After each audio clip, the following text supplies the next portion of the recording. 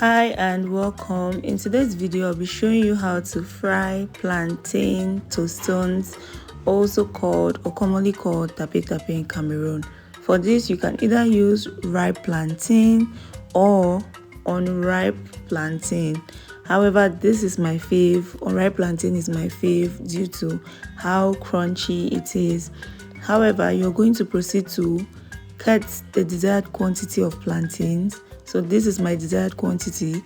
You can either use this type of plantains or use a banga plantains. Also, a banga plantains refers to the big plantains, the bigger sizes.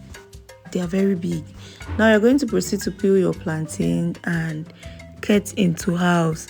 If your plantain is very big, then you can cut into three, or you can just proceed to cut into two. That depends on the kind of plantains you have or the sizes. Now proceed to fry your plantain. Wash and fry your plantain. That's just it for this process. Now you're going to fry until it gets ready. How do you know if it's ready? It starts to change color just like this. Don't let it get black, please. And for this it requires deep frying, the deep frying method. Now when it is ready, you're going to take it out of the oil and keep in a separate bowl. That's just what we're going to do. However, there are many ways to do this. Some people tend to soak their plantains in water and salt overnight. Others tend to salt it first before frying. And others tend to fry it, press it and salt it. So after frying, I'm going to salt mine. This is my own method. After salting it, I'm going to mix it properly. Just hold your pan and shake like this, or just use your hands to rub it in it. Now you can either use a flat knife, you can either use a flat stone or a flat spoon, but I'll be using this stone instead. Now for this, you can just proceed to hit like this. However, in other cases, please just place your stone or whatever you're using on your plantain and exert pressure on it till it's flat. But I'll be hitting mine like this, and then I'm going to proceed to fry it. That's just all of it. This is just what you need to do.